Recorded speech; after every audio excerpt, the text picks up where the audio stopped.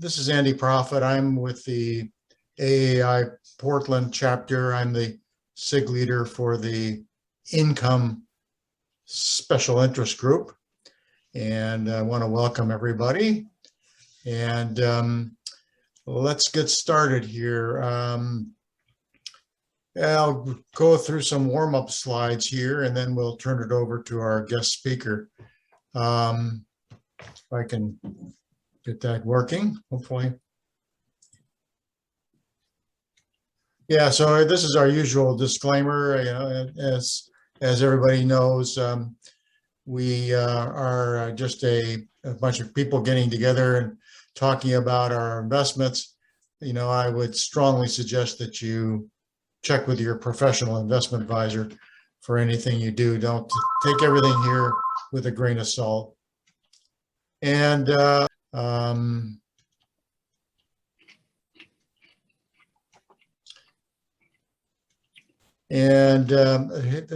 know, here's our Google group, you know, and there's the site. You know, you can post a message there whenever you want. We welcome those. And, you know, there's lots of guys on this group that can share ideas with you. So please use it. And also, any suggestions for ideas, speakers you have, by all means, please forward them to me. Okay, and then just a reminder, all of the recordings, so the sites for all of our meetings, along with the main chapter meetings, are listed in the Portland AAII website. And so here are, I guess this one's a little dated. I don't have the June and July meetings listed here, but they are there and available, so you can download those and watch them at your leisure. And you know, welcome to look at them by all means. Lots of good stuff there. And just a plug for the main chapter, it's AAII PDX, which is the website. Todd Blickenstaff is our president. Todd, do you want to chime in here and talk about the upcoming meeting? Are you on? So Saturday, that's October the 9th, we've got a gentleman by the name of Timothy Bach, who's going to speak from Summit Portfolio Management. And he's going to talk about the essential steps for bettering investing. Sounds pretty interesting, so I'm going to sign up for that. I thought it sounds like it might be worthwhile. So, you know, I would mark your calendars for the 9th. That's a Saturday from 9 a.m. till 11. It'll be a webinar like we usually have because of the COVID restrictions. So, Todd, are you available at all? Can you still try it? No luck?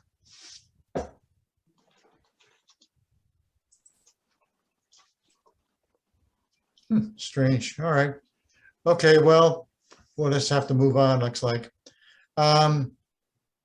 Maybe at the end, but Todd, maybe if you're around, please. Okay. Just a quick reminder. This is our 12th meeting, or September 12th meeting, I should say. And, you know, Phil will be talking to us here in just a few moments. I'm still looking for speakers for the October 10th meeting. So shoot me your ideas. You know, maybe we'll have a session where we can just throw out stock ideas and have everybody discuss those.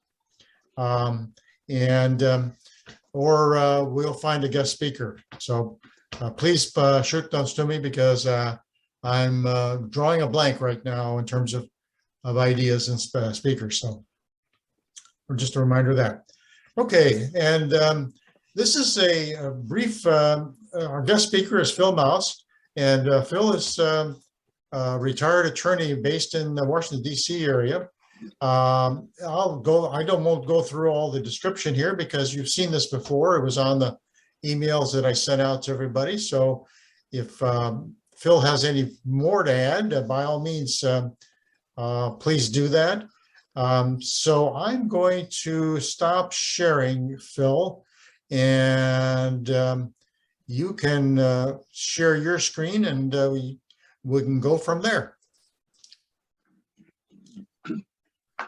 Can you start sharing there, Phil? See what Just move your cursor and you okay, should. I got it. I'm not. We see you. Oh, there we go. Okay. So share. Okay. So can you see me okay, or? I can see you, but I see a blank screen. So you. Let's see, you are screen sharing. I've stopped sharing. Yeah. You stopped sharing. And if I can see your mouse moving around. Yeah, I'm up in this upper right-hand corner, but I'm not.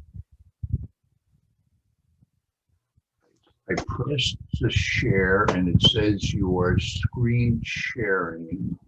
Yeah, you need to select some particular, something that you want to share, like a PowerPoint or something like that, or whatever. What if I just want to share the screen? Well, then just bring your own screen up yourself, because we see you on the screen. So you don't need to share anything then at that point. Okay, so you see me on the screen, okay? Yeah, I do. Yeah. So I'm okay now. Yeah. I can just start talking and you're seeing me and you're hearing me. Yeah, you can. You don't need to share at all then if you just stop okay. sharing. Okay. Yeah.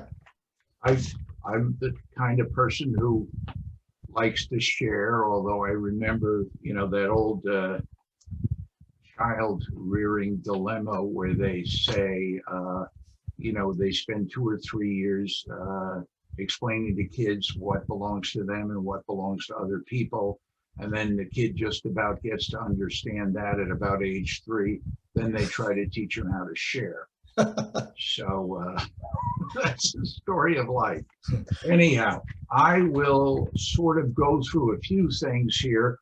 I'm going to go through my own perception of the Federal Reserve's dilemma and its response to the financial crisis and the ongoing financial issues we have. I'm going to talk a little bit about interest rates and the really unprecedented interest rate situation we are in. Then I'm going to talk about the possible vectors through which interest rates can affect equity prices. And then I'm going to talk about the role of what I call the hybrid sector for investors. Let me first talk about the Fed dilemma. The best way, I think, to think about the Federal Reserve's policy dilemma is to think about the Odyssey and the time when Odysseus was sailing. Can you hear me okay, or? 不敢放太多了。一点一点放，我怕它会垮掉。我现在够吃的不，有点我到时候拿去。Sure, when you need to turn off your mic. Okay. Go ahead, Phil. Yeah. So the best way to think of it is in terms of the Odyssey, when Odysseus is sailing between Scylla and Charybdis. And there are these 2 horrible things that can happen to his boat. He can land on the rocks, or he can descend into a bottomless whirlpool. And he's advised that although there are both of these things, and if he's good enough, maybe he can avoid them both, one of them is really worse than the other. Charybdis is really worse than Scylla. And so if he has trouble avoiding them both, he should err on the side of steering towards Scylla rather than Charybdis. And I think that is a good description of the Federal Reserve dilemma. The Federal Reserve, going back to Bernanke during 2008 and continuing on through Powell now, definitely continuing during the Janet Yellen period, the Federal Reserve is really terrified of a deflationary recession. The concern goes back to what happened during the Great Depression. And the problem is essentially that the Federal Reserve really doesn't see a good way to get out of a deflationary recession. The deflationary recession would occur if prices decline due to inadequate demand. People postpone buying things in the hope that prices will go down further. Wages, as we know, are sticky on the downside. So an employer who wants to reduce his payroll by 5% will probably fire 5% of his workers rather than give everybody a 5% pay cut. And debt instruments are denominated in nominal dollars. So the amount of debt you owe doesn't go down when there's inflation. You still owe the same number of dollars. It's just that the dollars have become much harder to come by. And so as deflation sets in, there will be financial defaults and financial failures. There will be unemployment.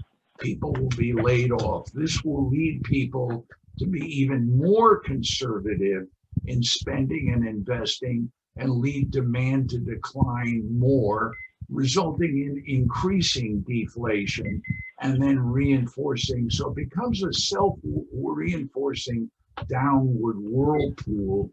And there's a point where there's really nothing that monetary policy can do because it's very difficult to reduce interest rates below zero. Now, actually, they have done that in Japan and in the EU. I don't think it would work very well here. There are a lot of difficulties with going below zero. And so they are really, really worried about this. And they are willing to err a little bit, at least, maybe a considerable bit, on the side of creating some inflation. And they actually have a target which is inflationary in order to avoid that horrible outcome. And they have found it necessary to keep cutting interest rates. And I have to say that when this all started in 08, 09, and by the way, it was a very scary time. I was following the market pretty closely. I think a lot of the writing about this, what happened in 08, misses a very important event. And that important event was the failure of Washington Mutual, which that's up in your neighborhood, so you probably remember that a little bit. But when Washington Mutual failed, the FDIC did not bail out the bondholders. And so it did bail out the depositors, but it didn't bail out the bondholders, which was unusual for a large bank failure. And the week after Washington Mutual failed, bank bonds totally tanked, and bank bonds of very substantial banks were available for about 27, 30 cents on the dollar. It created an enormous buying opportunity. I myself headed into that very, very aggressively. We had the TARP program, and when any group of banks was brought into the TARP program, their bonds traded back up. But we had situations like GMAC. It was a large entity, but it wasn't really a bank. It applied to become a bank holding company. Its bonds were trading at 27 cents on the dollar. Finally, it became a bank holding company. The bonds traded up. It was a disastrous situation, I think, created by a big mistake by the FDIC, but also by the general financial chaos that was occurring. Early in 2009, we had spreads, that is the differential between the interest rate on treasuries and the interest rate on non-investment grade bonds that were at historically the highest level in history. The spreads were higher than they were in 1933. And the spreads are essentially the market's way of telling us what the market thinks the probability of default is.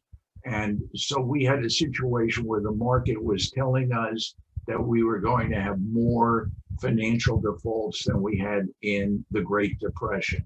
And I think these things really scared the Federal Reserve and motivated them to take very aggressive action.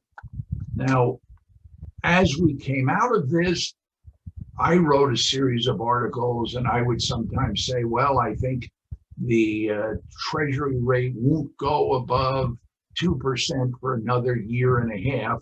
And people would call me crazy. We can't keep rates this low. We've got to go back up to 3 rapidly. I turned out to be wildly wrong in terms of how long the rates have stayed low. And right now we have rates, the 10-year is at 1.3%, the 1-year is at 0.07%, and the T-bill rate is 0.04%. Just to give you some historic perspective, January 1st, 1933, that was a pretty bad time. Roosevelt had been elected. Nobody knew what he was going to do. He hadn't taken office yet. Banks were closing down all over the place. People were being laid off. The 10-year rate was 3.31. January 1st, 1941, pretty bad time. The fall of France, rate was 1.95. January 1st, 42, right after Pearl Harbor, pretty rough time. The 10-year rate was 2.46. 1893, a terrible financial panic, a terrible depression occurred. Rate was 3.75. The bottom of the stock market in June 1932, the rate was 3.53. So we really haven't seen rates like this before this post-08-09 cycle we're in. We really have not, this is really an unprecedented low interest rate situation. And it's carried over into corporate rates. I was just looking in Barron's. Walmart has a bond that yields 1.45. Nestle has one at 1.49. The high yield bond sector in Barron's, I think that one of the highest yield bonds is a bond from Papa John's Pizza. It's yielding 3.6. So we haven't had bond rate like this, not just in our lifetime, but in history. It would probably be impossible to have bond rates this low during a period of time when we were on a metallic monetary standard, because everybody would have turned their money in for gold. The real 10-year rate, according to a source that I use, is minus 1.05. That is, if you buy a 10-year bond, you collect your 1.3%, you wind up at the end of the year 1% poorer because of the impact of inflation. So this is an unprecedented period of time. And the question is, what does all of this have to do with the stock market? What are investors to do? Is there any way to make sense of this? A big debate is what impact should or does the interest rate have on equity valuations? This is a debate John Hussman has written very eloquently. He basically believes the interest rate should have no impact on equity valuations. Other people have written very eloquent articles taking the opposing position. I believe that interest rates do have an impact on equity valuations, but that it's a very complicated question.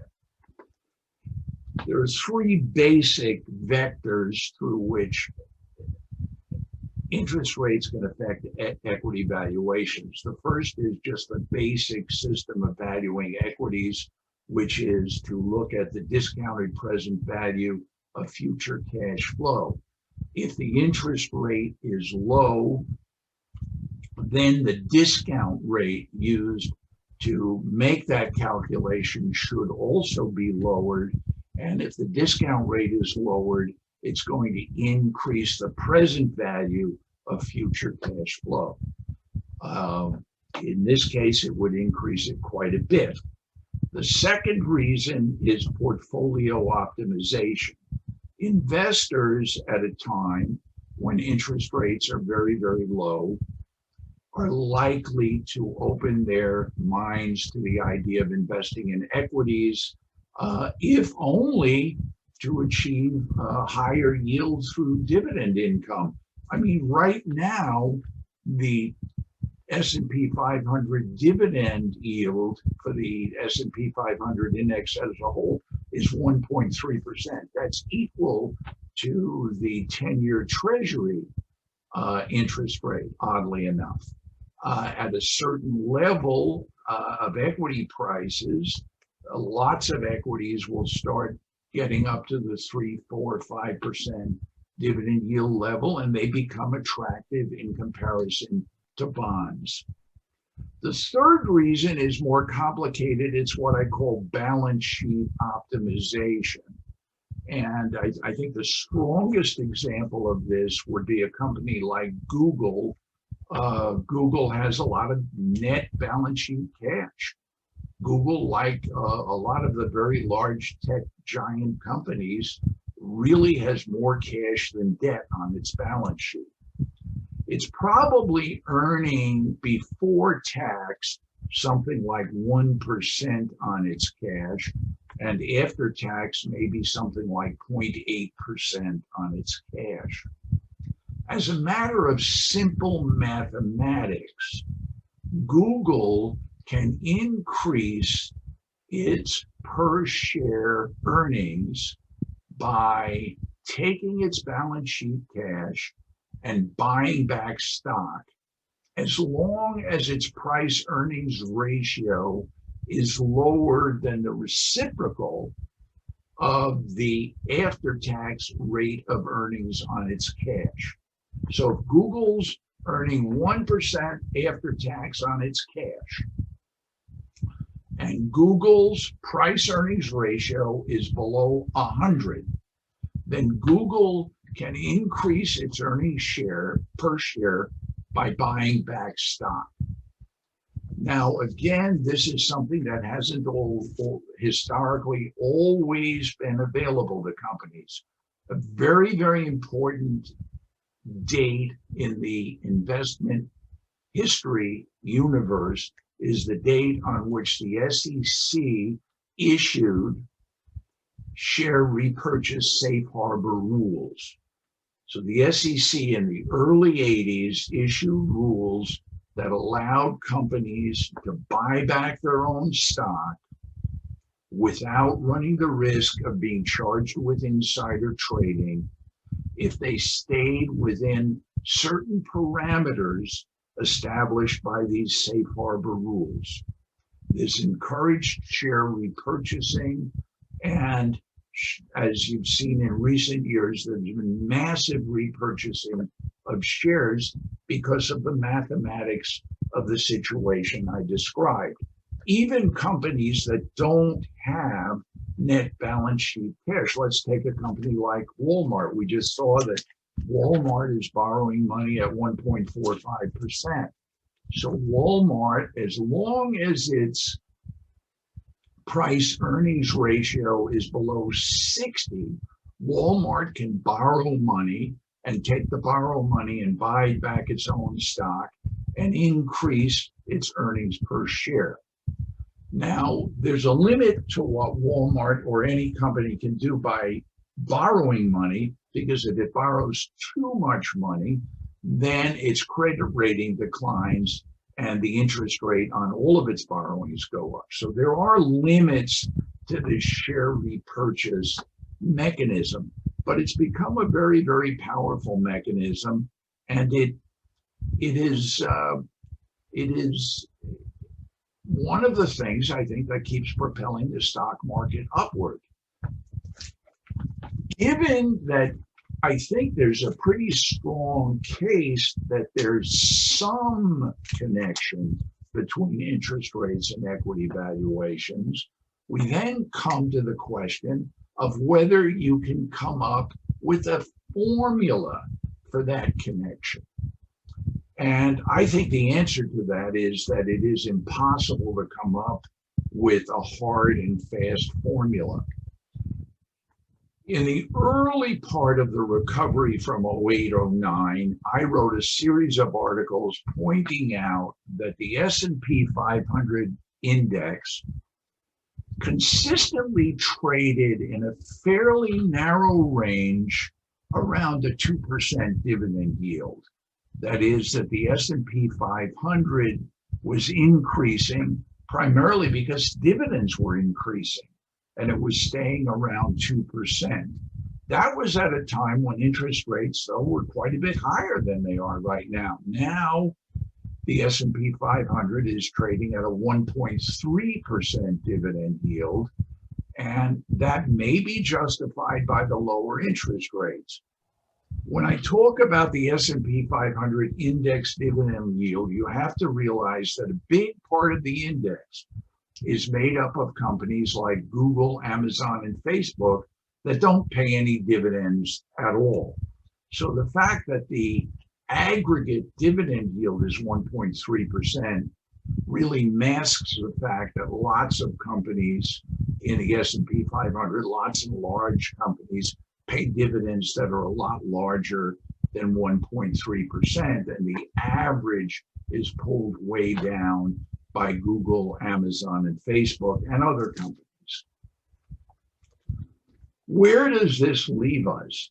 We have an equity sector that's trading at very, very high multiples. Phil, The argument was made in the 90s by an author called Ed Yardeni. He worked for Merrill Lynch. He's still writing. He came up with what was called the Fed model. The Fed model was basically that the price earnings ratio on the S&P 500 index should be the reciprocal of the yield on 10-year Treasury bonds. So if the 10-year Treasury bond was yielding 5%, then it would make sense for the S&P 500 to trade at 20 to 1, 20 price earnings ratio 20 to 1. If the interest rate went down to 4%, that would justify having the price earnings ratio go up to 25 to 1. With the yield on the 10-year Treasury at 1.3%, his model would suggest a price earnings ratio of something like 75 or 76 to 1. Now, I don't think there's anybody who really believes that that's what the S&P 500 should be trading at. But it does suggest how unmoored we have become from the typical interest rate environment that prevailed for decades and decades. Phil? I think investors here are faced with a very difficult dilemma. Phil, can I interrupt for a second here? Sure. Can you try unmuting your screen for once? Because I think that we're only seeing you in the small section and rather than in the large. And by the way, this is very interesting. Go ahead. Can you? So you're not hearing me? I'm hearing you. You're seeing you, but we're only seeing a small section of you. We see a big white screen. I think you're trying to. Oh yeah, that's what I see too. Last time I did this, I didn't. Do unshare. Maybe I can do this. No, that doesn't do anything. There should be a red button that says unshare. By the way, I touched the small screen and it all of a sudden came up to be a large screen. So that might be a solution. I'm on an iPad. To hit the small screen. Doesn't seem to do anything. Mute. No, it doesn't for me either. No. No. Hide self view. Then I won't be there. Can you see me now, or? Oh yeah, we see you all the time. I mean, that's. You just see the small thing. D. I see. Let's see. Draw a text. Select. Just stop sharing your screen.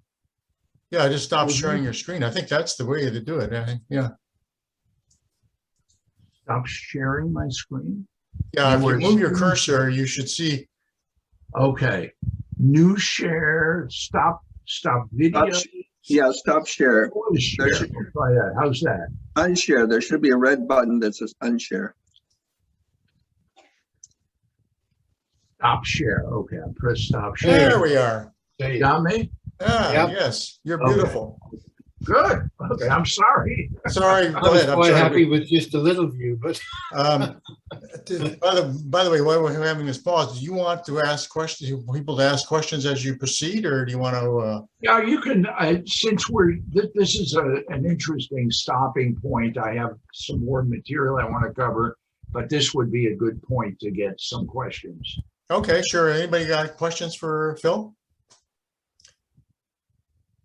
Yeah, speaking for myself, again, with you're comparing the earnings yield to the current bond yield, and a decision to buy back shares is based upon that. Is that what am I hearing you correctly? No, the formula is that in terms of the decision to buy back shares, an individual company should look at the after-tax reduction in its income associated with the expenditure Okay. as a percentage of the expenditure. And the reciprocal of that, if the reciprocal of that is higher than its price earnings ratio, then the impact of the activity will be to raise the earnings per share.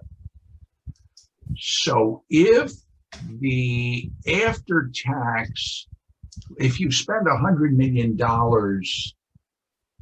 buying back stock, and the after tax income on your impact on your income is a minus $1 million due to either an expenditure on interest or a reduction on earned interest if you're spending balance sheet cash. So it's 1%, and you buy back the shares. If you buy back the shares at a price earnings ratio of less than 100 to 1, then you will increase your earnings per share. Okay. All right. I just, that's the first time I've heard that rule. There are a couple of articles about this, and I think it's what's happening now. I mean, people, with the very low interest rates, of course, you have the companies that have balance sheet cash and are earning next to nothing after tax on their cash. And then you have companies that can borrow at very low rates. Interesting. Any more questions for Phil? Turn on your mic and ask the question.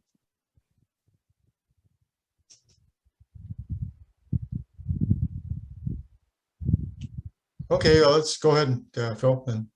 Well, so looking at this, the investors today are in a tough spot because equities are pretty highly valued. Bonds are also highly valued, have high valuations, which is another way of saying interest rates are low.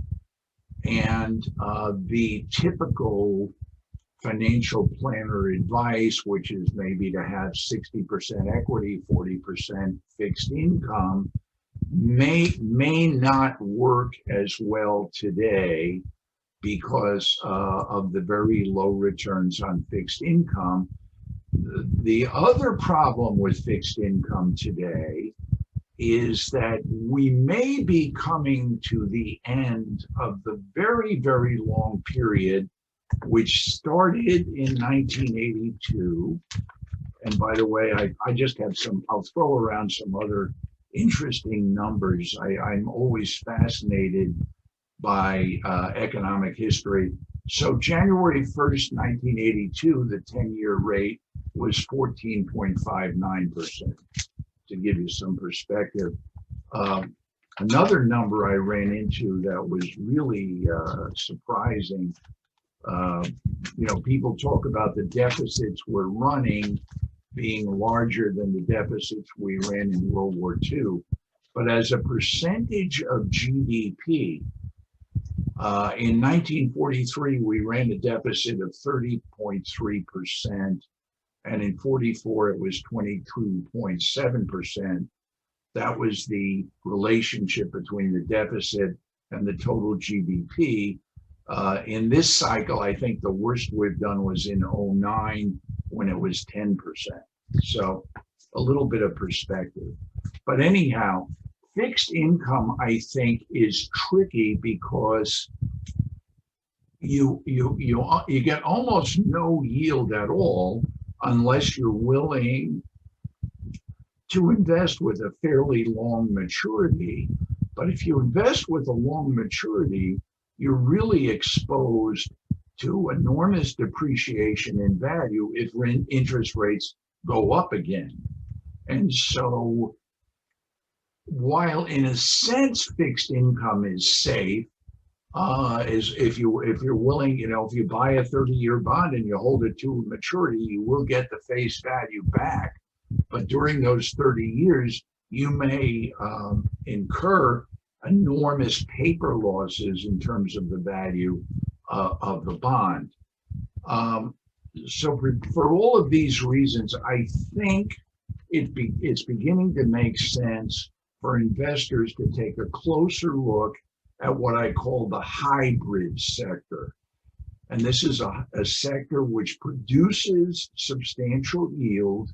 It has some of the features of equity, but to a degree, it has some of the features of debt. I mean, the most clearly hybrid security is a convertible bond. It can convert into equity under certain conditions, but it's also a bond. So it gives you a claim equivalent to a bond claim. It pays a fixed interest rate.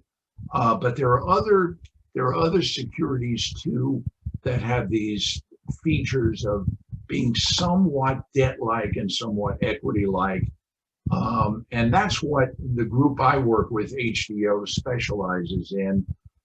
These include REITs, BDCs, MLPs, certain closed-end funds, some ETFs, some regular stocks. Utility stocks are another security of that type, and preferred stocks. The HDO portfolio right now has had a yield, I guess, this year of about 9%. It's up 24.6% so far yield to date. Its average return since 2016 has been 14.5%. So it produces some appreciation, but it also has some of the features of debt in that it's producing a substantial yield, and there's a certain amount of stability, especially in some of these securities. So for example, BDCs are in a sense like small banks with less leverage. BDCs make loans into the mid-cap sector. They use a modest amount of leverage.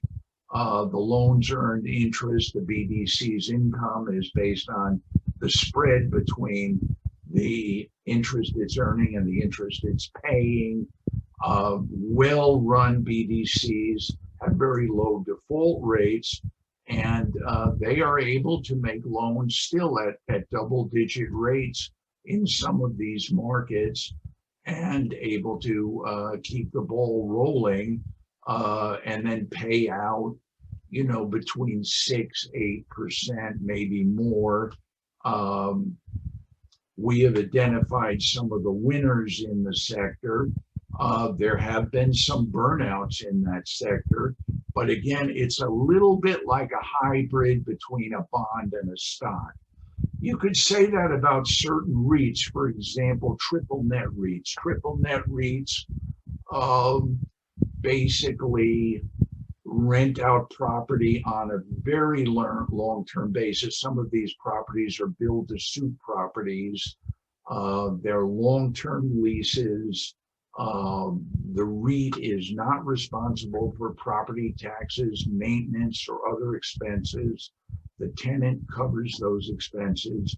So the relationship is almost like a mortgage in that the REIT collects its income. It does own the property, so it does get the residual value at the end of the lease, but it's to some extent like a mortgage owner.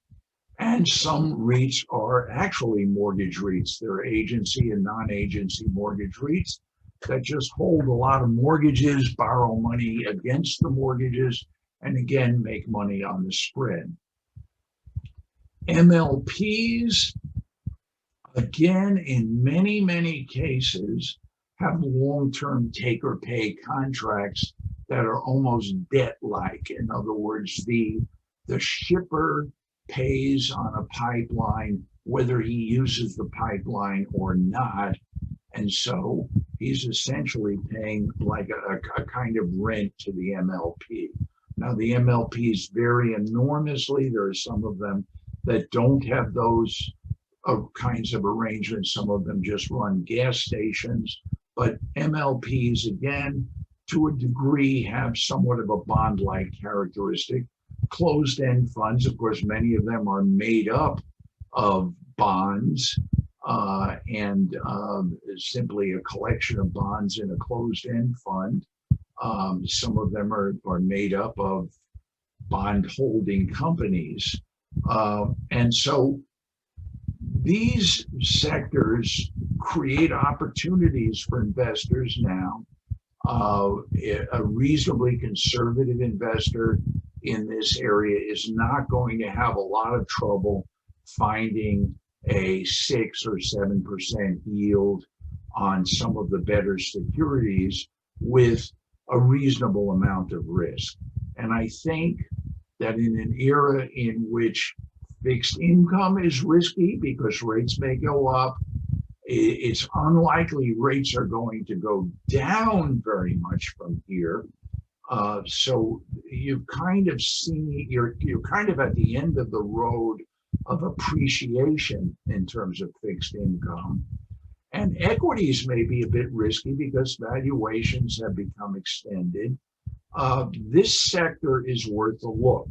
The problem is sometimes complexity. The BDCs have management agreements with external entities. The MLPs, you in an MLP, you're really a limited partner. So therefore you get a K1, you have more complicated tax issues, and you are to some extent at the mercy of the GP, the general partner, who really runs the partnership. So each one of these requires a fair amount of analysis to kind of tease out what some of the better names are.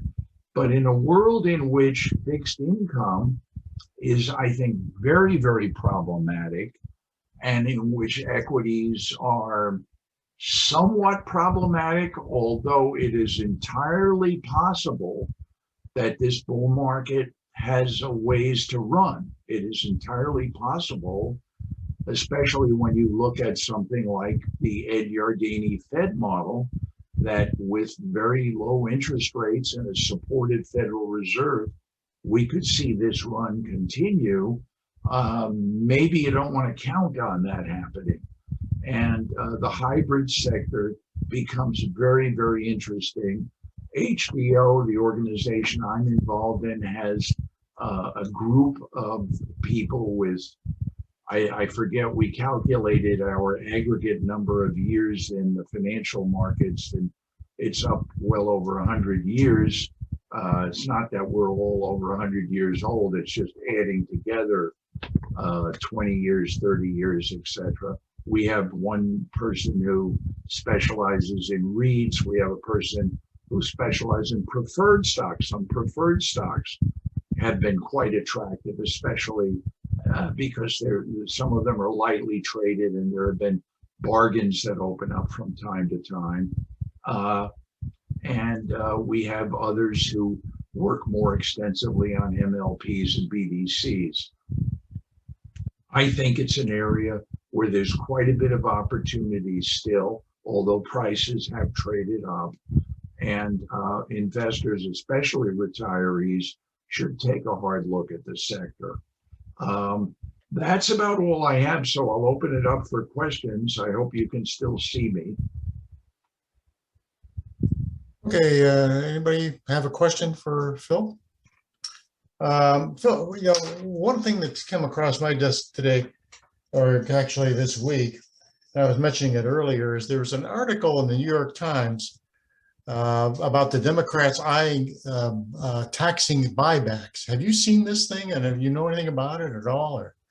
I've heard about the proposal. I haven't seen the specifics. There have been a lot of rumors about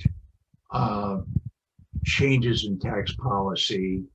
There's been a rumor about there's an actual proposal to change the way MLPs are taxed. There's, of course, the proposal about the step up in basis at death. I think that the congressional resistance to the what's described as a $3.5 trillion proposal, I think the resistance will be strongest in the areas of tax increase. I think that's where the resistance, in other words, I think there are certain things they will get through. I think it will be quite hard for them to get through tax increases. I think there'll be some resistance on the part of Democratic representatives and senators themselves. Okay, more questions for Phil? Question? Yes. For those of us that don't have the time to do individual stock research, are there certain ETFs or CEFs that sort of embody some of these theories that you would recommend? Yes, there are. There's an ETF that I've used. Now it's again traded way up. It's called MORT, M-O-R-T. This is an ETF of the mortgage REIT sector. So mortgage REITs are REITs that own mortgages or mortgage-backed securities. So we still have this system we had before 2008, where mortgages are grouped together and there are securities and they create these different tranches. It's all the stuff, you remembered about AIG and its credit default swaps and all of that stuff. We still have mortgage-backed securities on a very large scale. And there are companies that buy the mortgage-backed securities, or in some case, individual mortgages. And they use quite a bit of leverage.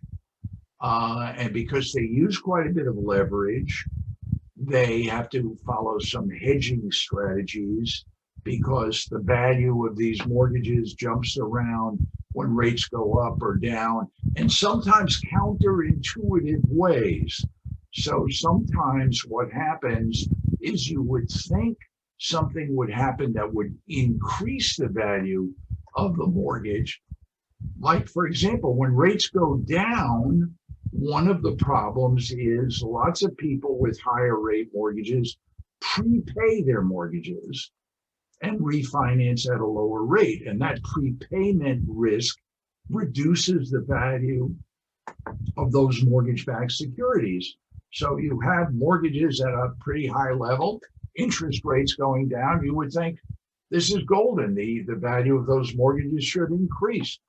But the problem is they can be prepaid. So it's a complicated sector. The hedging strategies vary. There are certain large companies like Annaly that have had a reasonably good track record. But buying the whole sector with something like MORT is not necessarily a bad idea. You're getting exposed to a variety of strategies that may average out to a decent return There's a BDC, and I mean, I can, if anybody wants to correspond with me, you can give them my email address. If you send me an email, I can send you some more names. There's a BDC EDF. There's a BDC ETF, which is leveraged. So there's some of them that use leverage. I believe there are REIT ETFs. There's MLP ETFs.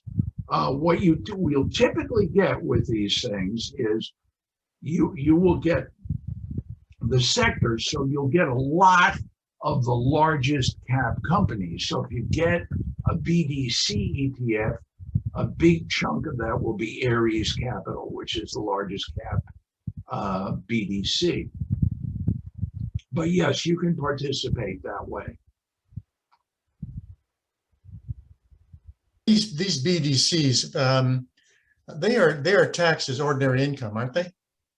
That's right. The dividends paid by the BDCs. Now, the whole BDC arrangement is that the BDC does not pay any tax at the BDC level, but the BDC dividends paid to investors are taxed as ordinary income, which tends to make them attractive for placement in IRAs, where it doesn't matter how the dividend is taxed.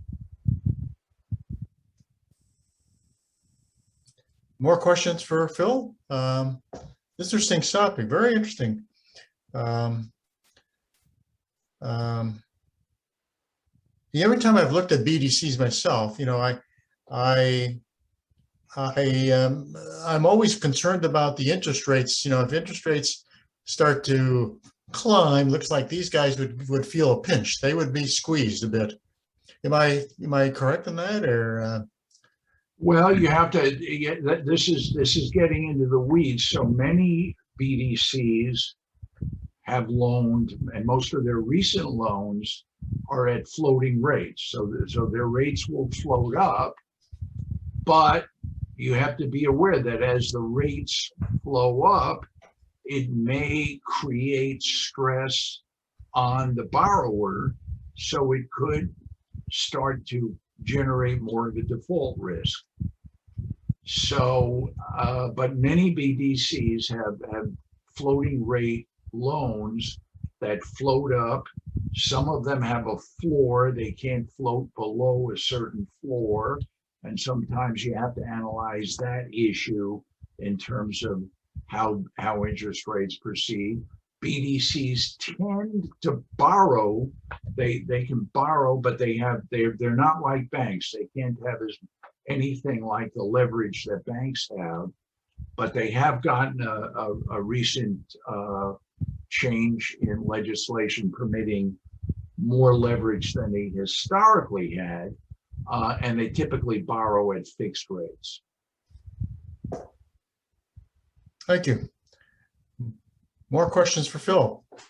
Anything in the chat room that you guys, questions in the chat area that you've typed in here? Don't be bashful. This is your opportunity to ask an expert.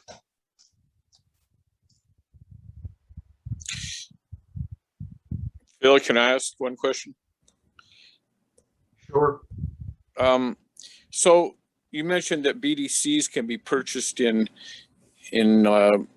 with a wrapper of an ETF or CEF, but while it might hold Ares capital, won't some of these be buying kind of a lot of junky ones too? I mean, I ran into this with doing that same thing with MLPs. So what would happen? What do you have comments on that? Well, that is the problem. That's the problem with it, that you have a variety. There have been some bad experiences with BDCs. Prospect Capital was a very large BDC that had a lot of problems. There were some BDCs that were at death's door back in 08, 09. I mean, I actually did very well buying the bonds of Allied Capital Allied Capital had at one point been the largest BDC, and people thought Allied Capital was heading for the rocks. So I was able to buy bonds at about, again, 25, 27 cents on the dollar. And finally, Allied Capital was taken over by Ares Capital, and the bonds became bonds of Ares Capital and traded up to par. And that's another possible strategy, which is to buy the bonds or the preferred stock of BDCs. Many BDCs issue preferred stock or bonds. But I agree, if you buy some aggregates, some ETF or CEF, you may get a lot of subpar issues that are mixed in there.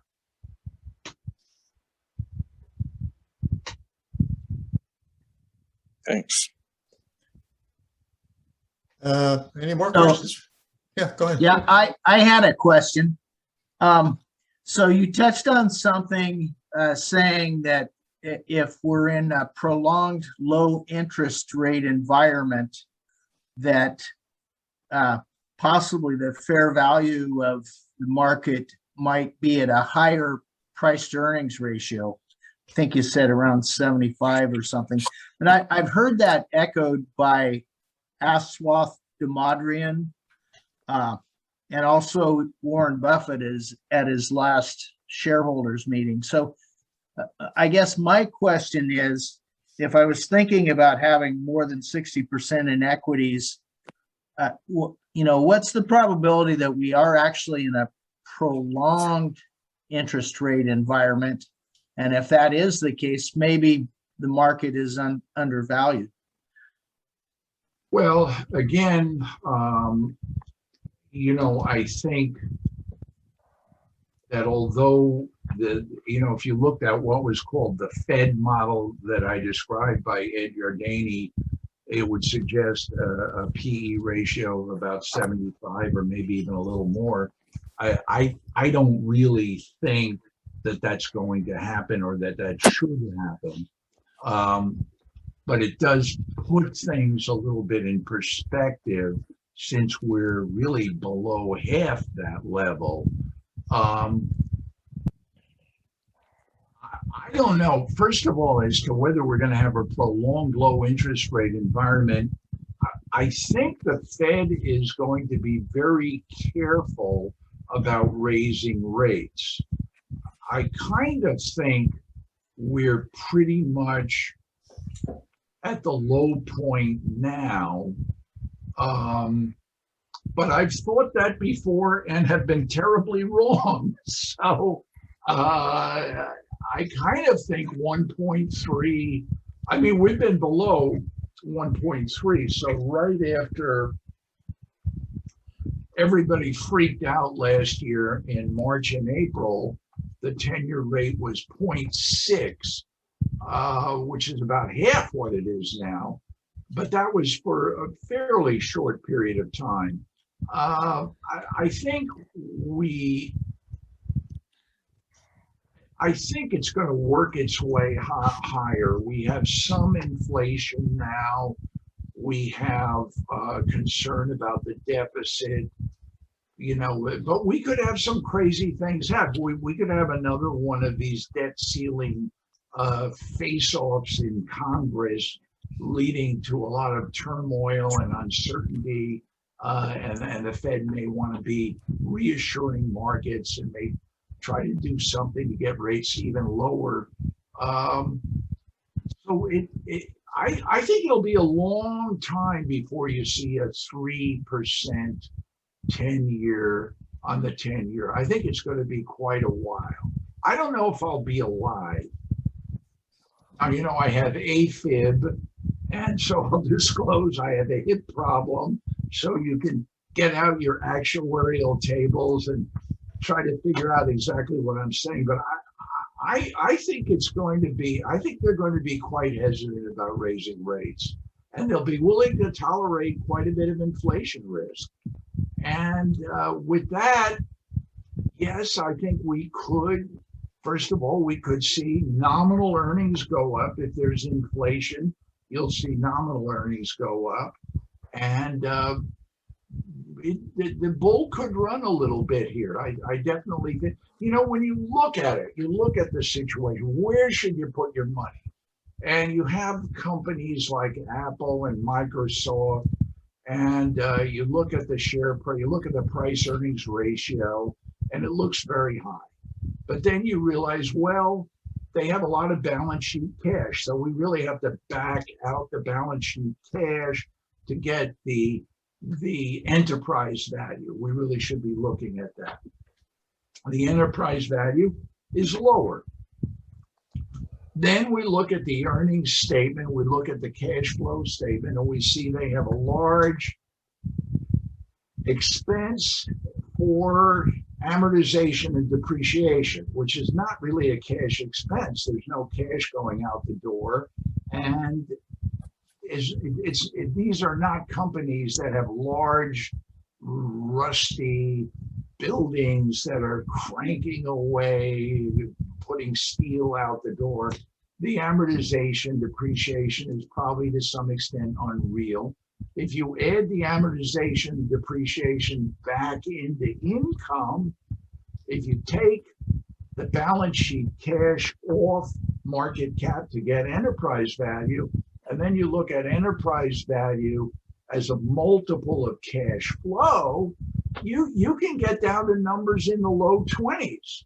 And so you're looking at these powerhouse companies with very strong businesses, very strong management, trading at a cash flow yield of something like 4.5%. And you're saying, do I really want to buy a 10-year treasury and get 1.3%? Or do I want to buy Microsoft? Plus, they now pay a dividend, and there's almost no surer bet than that they're going to increase their dividend every year. And so you look at it and you say, and I've in recent years, in months, been saying, maybe I ought to pile into Google a little more. And, these are great companies. They're doing well. They are facing antitrust scrutiny now. They've gotten so big that they're facing. But of course, one result of the antitrust scrutiny could be that they'd be required to spin off certain things. Whenever that happens, it always benefits the shareholders. So you look at these and you say, where else am I going to put my money? All right, thank you. Any more questions for Phil?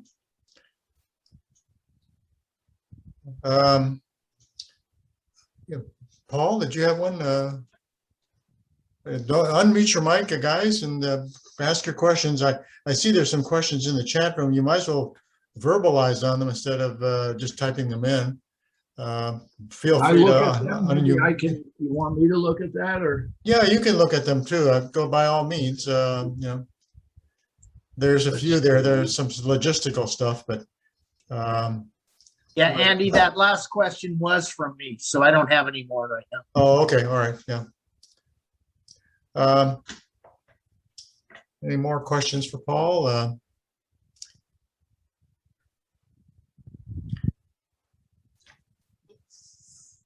Okay, we had the question about what is a BDC, but that was answered. Yeah. We had the Fed. What was the Fed calculation for S&P PE? I think I explained that, but let me know if I didn't. Okay. My favorite BDC is HTGC. How do you feel about the ETFs? I have bought individual BDCs. I like Ares and I like Southwest Capital. And for a little riskier one, I think the other one is FSIK. It's one product of a merger. I'm not that familiar with these ETFs.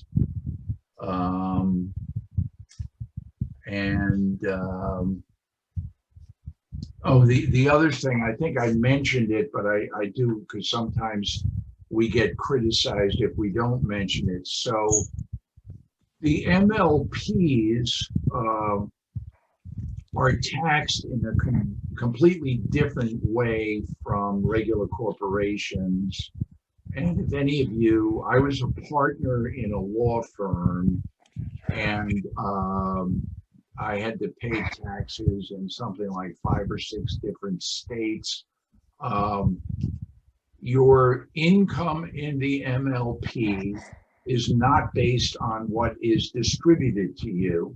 It's based on your percentage of the partnership's income. So it may be more or less than what's distributed to you.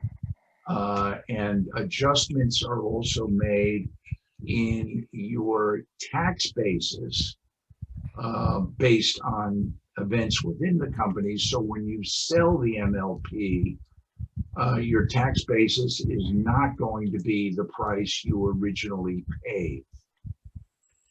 Some people are very frustrated by those tax, you're going to get a K1 every year for each MLP. And you're going to have to either enter that yourself or give it to your accountant. MLPs, there's always a lively discussion of whether MLPs can be held in IRAs. There is a complicated tax issue, which I think Winston Churchill said this about differential calculus, that he got it straight in his head once for a period of about 15 seconds, but it gave him such a terrible headache that he never wanted to think about it again. And that's sort of the way I feel about the unrelated business tax issue. It's not a big dollar issue for most people, but it's a complicated thing that we have to disclose. It's something people should be aware of. But that's something that frequently goes unsaid about MLPs. Well said. More questions for Phil?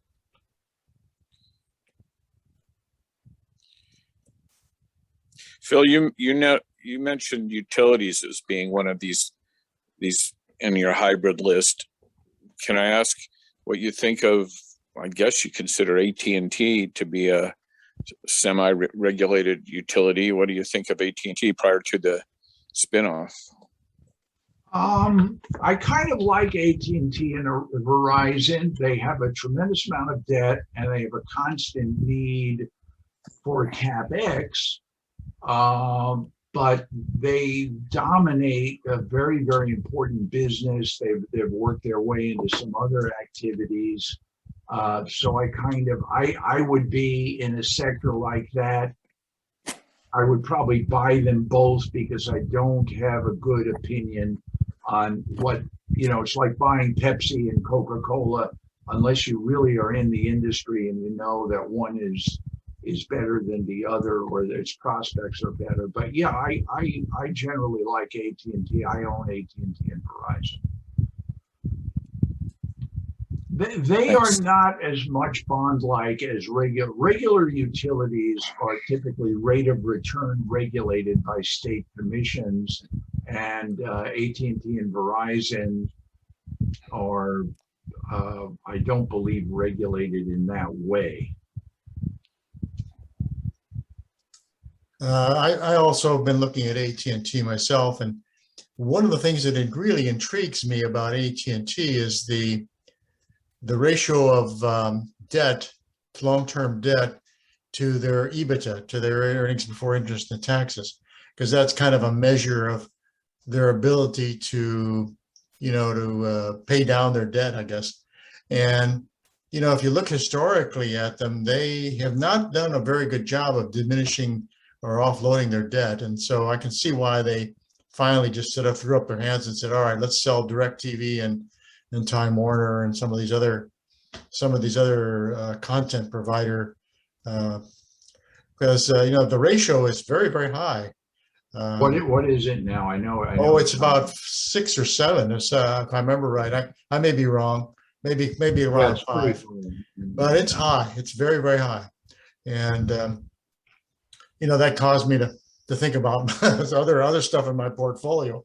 Maybe I should go look at some of the other stuff and see, because it seems like a lot of these Fortune 500 companies have taken on a lot of debt over the last 5 years or 10 years or so. And so, they have been loading up a little bit. So that makes me kind of nervous, I don't know. Well, one advantage of companies like AT&T and also the utilities tend to have a lot of debt is that as the debt matures, they can pretty much refinance at lower rates. So they get a little bit of an earnings uplift from that as time proceeds. But yeah, I know when things fell apart in 08 or 09, the companies with a lot of debt really took a beating. Another high yielding sector that's very controversial is tobacco. Philip Morris, Altria, some of those companies still have pretty good yields. A lot of people have ethical reservations about investing in tobacco companies, and that's just a matter of personal choice. Okay, more questions for Phil. This is your opportunity to get a chance to talk to somebody who, it's a very interesting subject, very interesting. All right, well, anything else in the chat room there that looks?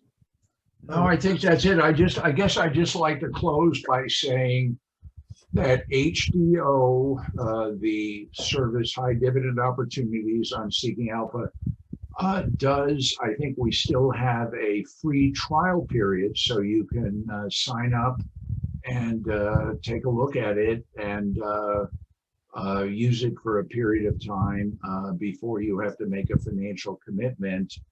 And it has been very helpful to me over the years, and it's worth taking a look at to see if even if you get a couple of, some people might just say, I'll adopt the HDO portfolio for a percentage of my portfolio.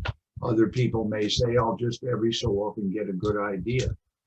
We do get into the weeds on these different sectors. One thing I would say is that short term, because these sectors attract a lot of retirees and a lot of small investors, there can be quite a bit of volatility, so that there can be real opportunities to pick things up at bargain prices from time to time. So do they have just one portfolio, or how many portfolios do they have, I think they have it set. I think they sort of recommend certain stocks with different levels of enthusiasm. But I think there is a model portfolio. I basically myself use it just as a source of good ideas. I haven't adopted the whole portfolio, so I go on there and look at things and find things that I'm interested in. I've found some very, very good things on there over the years that I've made, done very well with. What happens in these sectors, though, what can happen, and it happened last April, things just went crazy. And the mortgage REITs collapsed in value. That's why one of the reasons the Federal Reserve went running in and buying mortgages, because if the mortgage REITs collapse, it could really adversely affect the mortgage market. The other thing that happened is that what are called baby bonds, these $25 bonds issued by BDCs and preferred stock issued by BDCs and some REITs, collapsed in value. And there were some unbelievable bargains that opened up in April 2020. And that's when a service like HDO is really helpful because they can really go in and sort of separate out which situations are truly bargains and which situations are more the evidence of an efficient market in operation. What kind there's an annual fee? Is it, do you know what it runs roughly? Yeah, the annual fee is, I think it's $4.95. $4.95, okay. It's more if you just take it on a monthly basis. So you get a considerably lower price by doing an annual. Okay, one last time, any more questions for Phil before we switch back to the PowerPoint presentation here? Any other, let's see, yeah, I guess we got all those questions. All right, I think, looks like, didn't we? Yeah, all right. All right, so I'm going to take the slides here, if I can.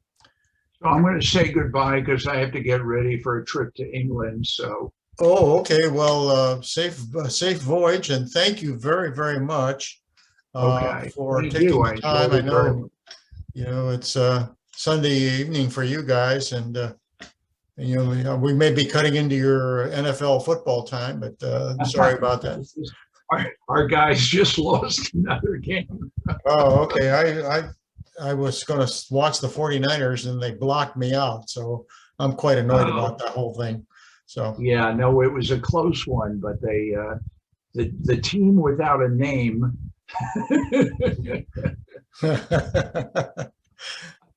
All right. Thank you very much, Phil. We appreciate. Thanks, Phil. And if there are any questions, you know, please shoot them to me, and I'll forward them to Phil. Yeah, and happy then to deal. you know, you can by all means.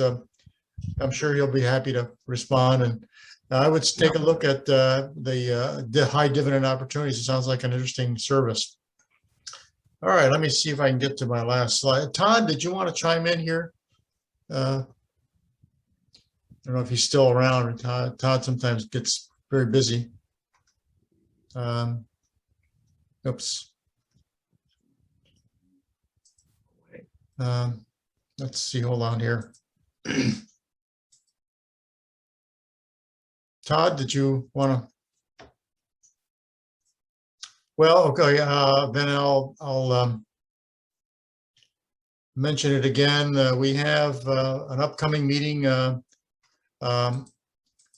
the 9th of October, and by all means, I'm sure Todd will put out a request through to sign up for that. So by all means, mark your calendars for that, and we'll have a chance to see what Timothy has to say with regards to becoming a better investor. So I will closing remarks here. Thank you again to Phil. And here's our once again our site on Google Groups. By all means, don't hesitate to suggest an idea for an income stock. Maybe we can discuss that at our October meeting. Yeah, don't forget, it's a private group. It's just our income members only. We don't have non-members in there. Our next meeting will be October the 10th, if all goes well. And so I don't have much more to say other than that I'm looking forward to seeing everybody in the next meeting, and I hope that you have good investment opportunities between now and then. So goodbye and good luck.